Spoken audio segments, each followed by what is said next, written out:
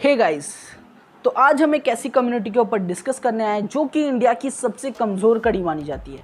यहाँ तक कि इंडियन कॉन्स्टिट्यूशन के आर्टिकल नंबर 19 में आने वाले दो राइट्स, फ्रीडम ऑफ स्पीच और फ्रीडम ऑफ एक्सप्रेशन, इन दो राइट्स का काफ़ी टाइम से इस कम्युनिटी ने गलत जगह पे इस्तेमाल किया है। और तो और इसी रीज़न के वजह से इस कम्युनिटी का क्रेडिबिलिटी इंडियन जीडीपी की तरह माइनस में जाते जा रहा है। और इस कम्युनिटी का नाम है इंडियन मीडिया। मैंने इस वीडियो को 4 पॉइंट्स में डिवाइड किया है। फर्स्ट पॉइंट में हम बात करेंगे कि इंडियन मीडिया की जो क्रेडिबिलिटी डिटेरियोरेट हुई है उसके पीछे का रीज़न क्या है। सेकेंड पॉइंट में हम बात करेंगे कि इंडिया में जो मीडिया हाउस रन हो रहे हैं उनके पीछे की सच्चाई क्या है। तीसरा पॉइंट हमारा ये होगा कि मैंने पिछले कुछ सालों में कुछ एंकर्स, रिपोर्टर्स या कह सकते हैं होस्ट जो होते हैं डिबेट शोज़ के, उनमें चेंजेस देखे हैं। तो मैं एक एग्जांपल देके आप सबको समझाऊंगा कि उनमें चेंजेस क्या है। चौथा मेरा पॉइंट होगा कि मैं अपने ओपिनियंस बताऊंगा कि कैसे अपनी क्रेडिबिलिटी वापस ला सकती है इंडियन मीडिया, या कह सकते हैं अपनी क्रेडिबिलिटी वापस रीगेन कर सकती है इंडियन मीडिया। मैं राहुल मिश्रा आप सबका स्वागत करता हूं हमारे इस चैनल टू शॉर्ट्स में। आप सबको ये वीडियो अगर पसंद आए तो प्लीज़ लाइक कीजिएगा। अगर आपको मेरा काम पसंद आता है तो मेरे चैनल को सब्सक्राइब और बेल आइकन को ज़रूर दबाइएगा, सो दैट आप सबको मेरे अगले वीडियो का अपडेट मिलते रहे।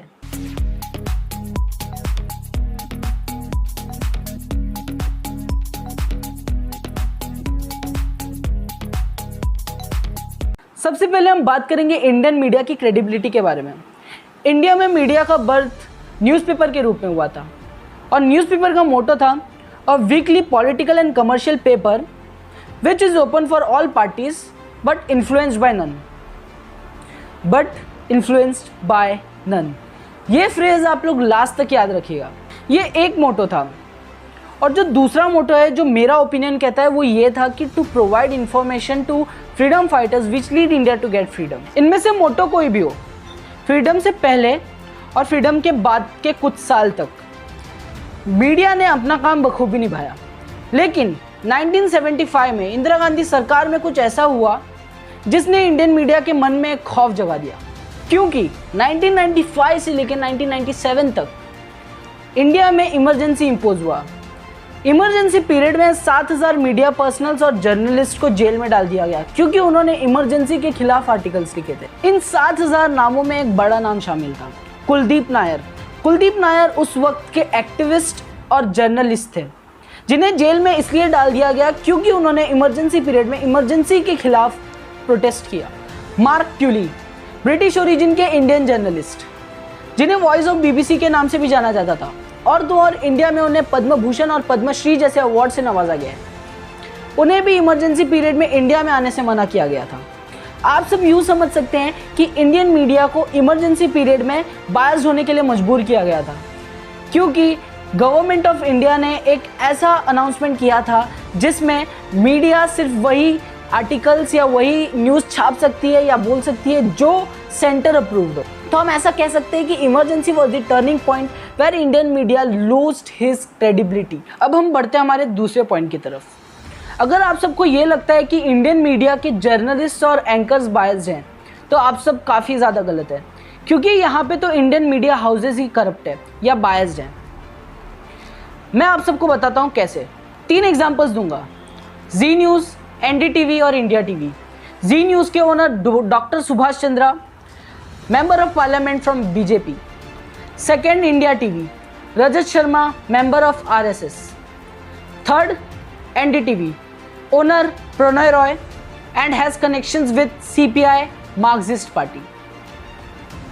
यहाँ तो मैंने सिर्फ आपको 3 एग्जाम्पल्स दिए, लेकिन और भी न्यूज़ चैनल्स हैं जिनका कहीं ना कहीं तो किसी ना किसी पॉलिटिकल पार्टी से कनेक्शंस है, तो उस पार्टी के अगेंस्ट में वो कैसे बोलेंगे। रजत शर्मा, सुधीर चौधरी, मीमांसा मलिक और अमीश देवगन, ये जितने भी रिपोर्टर्स हैं, इन सब का जो मोटो है ये बीजेपी की तरफ झुका हुआ होता है। इनका जो प्रोपोगेंडा होता है वो बीजेपी के साथ झुका हुआ होता है या हिंदुत्व के साथ झुका हुआ होता है।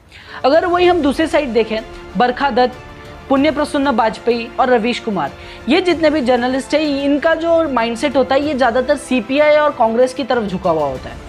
तो यहाँ पे गोदी मीडिया जैसा जो टर्म है ये आना ही नहीं चाहिए। अगर हम इन 3 रिपोर्टर्स की बात करें तो ये लोग हाल फिलहाल हमें मेजर इश्यूज़ के बारे में बता रहे हैं, जैसे कि जीडीपी डिग्रोथ, अनएम्प्लॉयमेंट, ये सब, और ये बहुत ज़्यादा अप्रिशिएबल भी है। तो इस पूरे सिनेरियो से तो ये पता चलता है कि अनबायस्ड जर्नलिज्म इज मिथ, क्योंकि हम तक जो न्यूज़ पहुंच रही है वो कहीं ना कहीं से बायस्ड है, और हम तक जो ट्रुथ पहुंचती है वो तो गूगल से या इंस्टाग्राम ट्रोलिंग पेजेस से पहुंचती है, तो मीडिया की तो ज़रूरत ही नहीं है। अब हम बढ़ते हैं हमारे तीसरे पॉइंट की तरफ।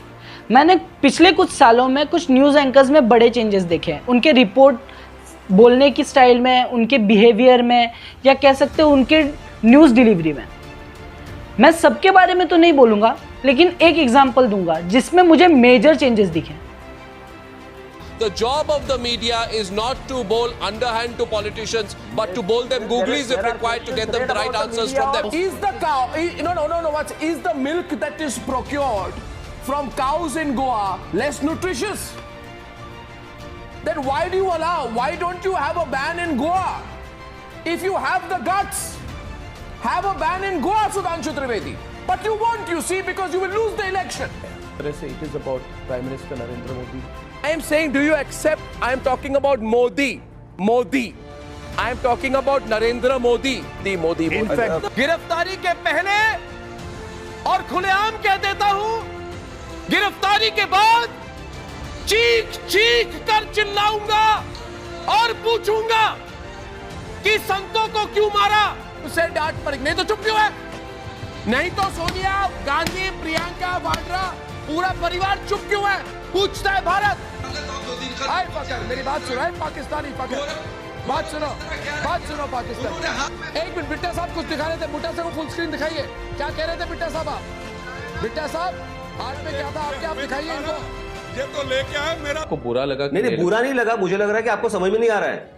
आप गुस्सा हो रहे हैं? गुस्सा नहीं हो रहा, आप वही सवाल पूछ रहे हैं, आप वही चीजें पूछ रहे हैं। मुझे तो ये भी नहीं समझ में आ रहा है कि आप किस बेसिस पे नरेंद्र मोदी को सपोर्ट कर रहे हैं। क्यों नहीं? Is there a Modi wave? Let us get the big question right. Is there a Modi wave? जो बड़ा सवाल जो पूछता है भारत, क्या मोदी की लहर है? मानना पड़ेगा, कोई सवाल नहीं, उस पर कोई दो राय नहीं। There is a Modi wave. Modi लहर जरूर है। Absolutely. They reward Adityanath. And what does Adityanath say? Yogi Adityanath says, workers of the Hindu Yuva Vahini, which he heads, will not allow Muslims to live in Hindustan. You make a man like that the head of your UP campaign, I'm shocked. है और आपने development के लिए अच्छा काम किया है, और मानेंगे that you are a very prominent political figure in Indian politics today. एकदम इन्होंने वक्त बदल दिया, जज्बात बदल दिए, जिंदगी बदल दी। Arnab Goswami, the most changed anchor in the history of media. जब से अर्नब गोस्वामी ने टाइम्स नाउ रिजाइन करके रिपब्लिक टीवी की कमान संभाली है, तब से उनके डिबेट होस्टिंग स्किल्स और स्टाइल एकदम ही चेंज हो गए। अर्नब गोस्वामी के डिबेट टॉपिक्स तो आजकल चेंज ही नहीं हो रहे। उसके लिए भी मेरे पास आपके लिए एक क्लिप है, वो मैं आप सबको दिखाना चाहूँगा। हम ये तो जानते हैं कि जुलाई महीने में सैलरी पर काम करने वाले 50 लाख लोगों की नौकरियां चली गई। 50 लाख छोटी संख्या नहीं है कि इतने लोगों के सड़क पर आने की बात 2-4 ट्वीट और एक हेडलाइन से खत्म हो जाए। जो कहते थे कि सुशांत की आत्महत्या एक रहस्य है, क्या अब वो पाताल में छिप गए हैं दोस्तों? पूछता है भारत। ऐसे कार्यक्रमों से आपकी जिंदगी से पत्रकारिता की बुनियादी जरूरत ही मिटाई जा रही है। मैं आपको फ्लैशबैक में इसलिए ले जाना चाहता हूं क्योंकि 21 अगस्त को बॉम्बे हाई कोर्ट का एक फैसला आया है। कोर्ट ने कहा कि दिल्ली में मरकज के कार्यक्रम में जो विदेशी नागरिक आए थे, उनके खिलाफ प्रिंट और इलेक्ट्रॉनिक मीडिया में बड़ा प्रोपेगेंडा चला और यह छवि बनाने का प्रयास किया गया कि ये विदेशी भारत में कोविड-19 के प्रसार के लिए जिम्मेदार हैं। यही कारण है कि इनके खिलाफ केस शुरू करने के लिए रिकॉर्ड पर कोई प्रमाण नहीं है। उद्धव ठाकरे जी, संजय राउत जी, अनिल देशमुख जी, कहा है तो बता रहा हूं कि 2020 के साल में बैंक का फ्रॉड दुगना हो गया है। इनमें से करीब 1.5 लाख करोड़ का बैंक लोन फ्रॉड सरकारी बैंकों में हुआ है। कोकेन करते हैं, कोई पार्टी ड्रग है, एमडी करके कोई पार्टी ड्रग है, केमिकल ड्रग्स हैं, जो हार्डकोर ड्रग्स होते हैं ना दोस्तों, जो डेंजरस ड्रग्स कहे जाते हैं। मुंबई में बड़े बड़े नेता ये ड्रग्स लेते हैं।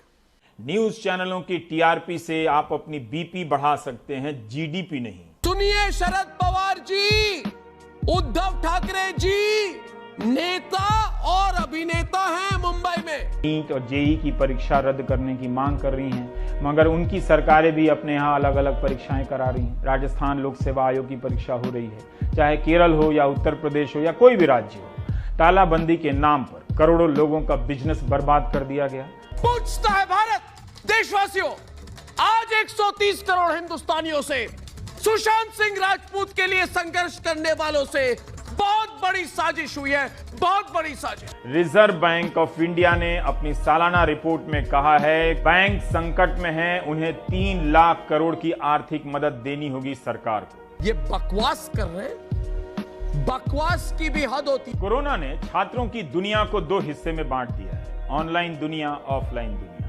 एक हिस्सा ऑनलाइन पढ़ाई कर रहा है, एक हिस्सा ऑफलाइन होने के कारण पढ़ाई नहीं कर पा रहा है। तो इस वीडियो में आपने जैसे कि देखा, इस वीडियो में 24 से लेकर 28 अगस्त तक का कंपैरिजन है रवीश कुमार की रिपोर्ट्स में और अर्नब गोस्वामी की डिबेट में। बिल्कुल चेंज ही नहीं हुआ है टॉपिक। मुझे लगता है अर्नब गोस्वामी 14 जून से लेके एक ही चीज़ में बिजी है, एसएसआर केस। मैं मानता हूँ एसएसआर केस बहुत ज़्यादा इंपॉर्टेंट है, उससे सॉल्व होना ज़रूरी है, लेकिन पूरे दिन करना भी तो ज़रूरी नहीं। अब तो ऐसा लगने लगा है जैसे कि अर्नब गोस्वामी के हम शोज जो देख रहे हैं उसकी जगह पे हम कार्टून लगा के देख लें, या तो उसको ही कार्टून कंसिडर करके देखें, क्योंकि उसमें ये सारी चीज़ें होती है। अगर यही हमें देखना है तो हम जाके टकेशीस कासल क्यों ना देखें, ये देखने आए हम। गांजा लेता था, ड्रगी, ये ड्रगी है, druggie druggie druggie druggie druggie, अरे क्या ड्रगी। तो बस इस बारे में मेरे को और कुछ बोलना नहीं है आप सबसे। अब हम बढ़ते हैं हमारे सीधा चौथे पॉइंट की तरफ। इंडियन मीडिया को अगर ट्रस्ट गेन करना है तो उन्हें सबसे पहले टीआरपी के पीछे भागना छोड़ना होगा, क्योंकि जो ट्रेंडिंग टॉपिक्स है उसे स्ट्रेच करके कोई फायदा नहीं, क्योंकि उस बारे में लोगों को ऑलरेडी पता होता है। दूसरी बात, हिंदू मुस्लिम प्रोपोगेंडा वाले जितने भी डिबेट्स है वो इलॉजिकल है, उन्हें बंद करना होगा, क्योंकि उससे ही फेक न्यूज़ फैलते हैं और उसी की वजह से दंगे होते हैं। तीसरा पॉइंट, मीडिया हाउस का ओनर भले ही कोई भी पॉलिटिकल पार्टी से कनेक्टेड हो, उससे जर्नलिज्म में कोई फर्क नहीं पड़ना चाहिए, क्योंकि इंडिया में मीडिया का बर्थ लेने का सबसे मेन रीज़न यही था कि पॉलिटिकली वो इन्फ्लुएंस ना हो। और अगर मीडिया अपना काम सही से करेगी, गवर्नमेंट की गलतियां बताएंगी, तो अगली बार पब्लिक को पता चलेगा कि उसे किसे को वोट करना है। उन्हें हेल्प होगा कि उन्हें किस चीज़ के वजह से दूसरे को वोट करना चाहिए और क्या उसमें सही है जो इसमें नहीं है। तो काफ़ी बड़ा हो गया है ये वीडियो। अगर आप सबको इस वीडियो में कोई भी डाउट हो किसी भी पॉइंट को लेके तो आप लोग नीचे कमेंट कीजिए। आपसे मिलता हूँ मैं अपने अगले वीडियो में, तब तक के लिए stay home, stay safe, stay secular. जय हिंद।